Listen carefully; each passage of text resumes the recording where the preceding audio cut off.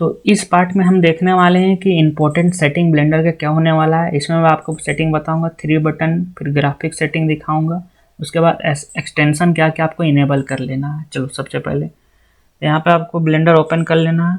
उसके बाद आपको चल जाना है यहाँ पे एडिट, उसके बाद जाना है प्रीफरेंसेस में। ठीक है, यहाँ पे एडिट, उसके बाद प्रीफरेंसेस में जाने के बाद आपको सबसे पहले यहाँ आना है इनपुट में। आपको मैं बता देता हूँ, आप एक एक्सटर्नल माउस जरूर यूज करें, बाहर से माउस। यदि आप लैपटॉप यूज करें तो लैपटॉप वाला जो माउस है उससे आप यूज करोगे बहुत ज़्यादा प्रॉब्लम होने वाली है आगे वाले समय में। इसलिए एक एक्सटर्नल माउस जरूर यूज करें जिसमें 3 बटन रहता है, लेफ्ट बटन, राइट बटन और मिडल स्क्रॉल बटन। ठीक है, उसके बाद आप यहाँ पे इनपुट आने के बाद इसको आपके पास ऐसे डिसेबल होगा, मोस्ट ऑफ द चांसेस ऐसे डिसेबल रहता है, तो आपको यहाँ पे इनेबल कर लेना है, इमुलेट 3 बटन माउस। इसको मैं बताऊँगा इसका काम क्या आगे। उसके बाद आपको चल जाना है एड ऑन्स में। यहाँ पे एड ऑन्स में यहाँ पे आ जाना है, न्यू वाले वर्जन है। तो मेरे पास जो जो एड ऑन आपको दिख रहा है उस सबको आप ओपन इनेबल कर लीजिए, यहाँ पे इनेबल कर लेना है। जैसे कि आप यहाँ पे बुल टूल दिख रहा है, तो इसको मैं यहाँ पे क्लिक करता हूँ, बुल टूल आ गया। बुल टूल हो सकता है आप सर्च कर रहे हो तो आपके पास ना आ रहा हो, तो आपको क्या करना है, गेट एक्सटेंशन में यहाँ पे क्लिक करना है। अभी ब्लेंडर न्यू वर्जन में इस तरह आ रहा है, तो यहाँ पे आपको सर्च करना है बुल टूल। तो यहाँ आ गया, आपको यहाँ पे अपडेट, मेरा अपडेट का ऑप्शन आ रहा है, आपको यहाँ पे इंस्टॉल का ऑप्शन आएगा जिस तरह यहाँ आ रहा है, तो इसको यहाँ पे आपको इंस्टॉल कर लेना है। बहुत बार हो सकता है इंटरनेट का एक्सेस मांगेगा, तो आपको इंटरनेट का एक्सेस दे देना है। उसके बाद यह 3 चीज़ को कर लेना है, बुल टूल, लूप टूल्स। उसके बाद आपको मैं इंपॉर्टेंट बता देता हूँ, बुल टूल कर लेना है, साइकिल रेंडर इंजन तो कर ही लेना है। उसके बाद लूप टूल कर लेना है, नोड रेंगुलर कर लेना है, ये वाला आपको इनेबल कर लेना है। यूवी लेआउट कर सकते हो, हाँ ठीक है। तो अभी मैं आपको 2 चीज़ बता चुका हूँ। सबसे पहले इनपुट में आके 3 बटन को ऑन कर लेना है, उसके बाद एड ऑन्स में आने के बाद ये सब एड ऑन्स को ऑन कर लेना। तो मैं जो भी आगे यूज करूँगा ब्लेंडर में, आप में भी सेम चीज़ वह चीज़ यूज हो सकता है। यदि कुछ नहीं दिख रहा है यहाँ पे एक्सटेंशन में, तो गेट एक्सटेंशन में आके इसको इनेबल कर लेना है। यहाँ हो गया।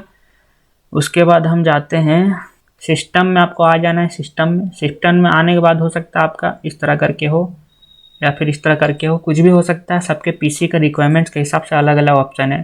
तो आपको यहाँ पे कोडा में जा सकते हो, आप देख सकते हो। यदि आपके पास एक्सटर्नल ग्राफिक्स है आपके वहाँ पर ब्लेंडर में, तो आपको यहाँ 2 दिखा रहा होगा। यदि आप इंटरनल ग्राफिक्स है, सिर्फ यहाँ पे इंटेल के जो ग्राफिक्स होते हैं वही है, इंटीग्रेटेड वाला, डेडिकेटेड नहीं है, तो आपके पास 1 दिखा रहा होगा।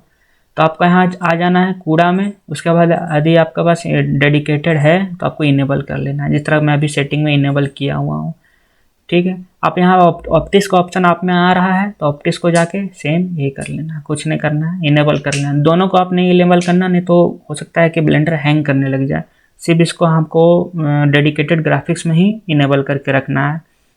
इसका मतलब कि ब्लेंडर को हम यूज करेंगे ना, तो उसमें कुछ भी एक्सपोर्ट निकालेंगे तो वह ग्राफिक्स को यूज करेगा, डेडिकेटेड ग्राफिक्स को यूज करेगा।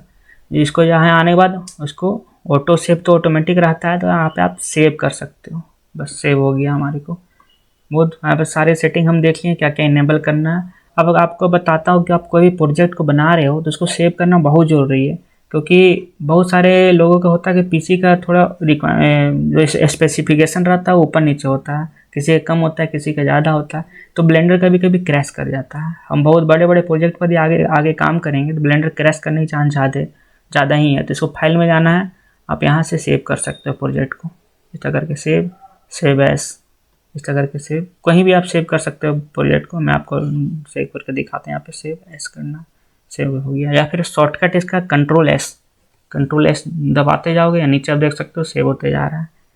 तो इस वीडियो हम लोग देख लिए इंपॉर्टेंट सेटिंग कौन कौन से करनी है। आपको मैं एमुलेट 3 बटन बता दिया हूँ, तो इसको कैसे यूज करेंगे। जैसे कि यहाँ पे हम रोटेट करना है इसको, तो सिंपल माउस देख सकते हैं, माउस से हम रोटेट नहीं कर सकते हैं, कुछ भी नहीं हो रहा है माउस से। तो आपको क्या कर सकते हैं, जो स्क्रॉल का व्हील होता है माउस का ना, उसको प्रेस कीजिए एक बार और ऐसे घुमा सकते हैं स्क्रॉल का मिडल माउस से, इस तरह करके। आप कहीं भी स्क्रॉल का मिडल माउस प्रेस करके इस तरह करके तो मूव और रोटेट कर सकते हो, मूव नहीं कर सकते हो, रोटेट कर सकते हो। लेकिन यह थोड़ा हार्ड तरीका है, इसको हम बार बार यूज नहीं कर सकते हैं, हमारे को दिक्कत होगा आगे। ये अब दूसरा तरीका हम इस तरह करके मूव कर सकते हैं। यहाँ पे गिज्मो में आ जाना है, गिज्मो में इस तरह करके मूव कर सकते हैं। यह तरीका भी हम यूज नहीं करते हैं बिल्कुल भी। तो यूज कौन सा तरीका मैं करता हूँ, यहाँ पे शिफ्ट बटन प्रेस करना है और एल्ट बटन आपके कंप्यूटर में होगा, दोनों को एक साथ प्रेस कीजिए, इस तरह करके आप इसको मूव कर सकते हैं। देख सकते हैं शिफ्ट और एल्ट से मूव, और सिर्फ एल्ट बटन प्रेस करेंगे तो यह रोटेट होगा।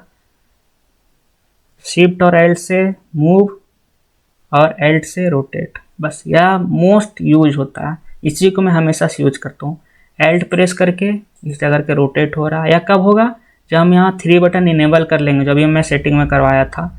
एल्ट से रोटेट इस तरह करके कहीं भी रोटेट, ऊपर नीचे एल्ट बटन प्रेस किए हुए रहेंगे तो जो विंडोज़ के बगल में बटन रहता है उसको, और शिफ्ट और एल्ट दोनों प्रेस करेंगे तो इस तरह करके मूव हो सकता है। ठीक है, बहुत आसान है। अभी थोड़ा सा हार्ड लग रहा होगा, ये यार बहुत कॉम्प्लिकेटेड है। शिफ्ट और एल्ट प्रेस करके इसको ऊपर नीचे करेंगे, मूव करेंगे, और एल्ट करके रोटेट करेंगे। सिंपल माउस में दे देना चाहिए। बहुत सारे सॉफ्टवेयर मैंने माउस का लेफ्ट बटन से इसे मूव होता था, और माउस का राइट बटन से इस तरह करके रोटेट होता था, लेकिन इसमें नहीं है। ब्लेंडर की ही कहानी है, शिफ्ट और एल्ट आपको प्रेस करके मूव और एल्ट से रोटेट। ठीक है, बस अब आगे हम लोग नेक्स्ट चैप्टर में क्या सीखने वाले हैं। नेक्स्ट चैप्टर हम लोग सीखेंगे कुछ ऑपरेशंस करेंगे मैश में। मैश यानी क्यूब और क्यूबाइड में कुछ ऑपरेशन करेंगे। स्केल ट्रांसफॉर्म मैं दिखाऊंगा आपको करके, GRS उसका शॉर्टकट है। मिलते हैं नेक्स्ट चैप्टर में।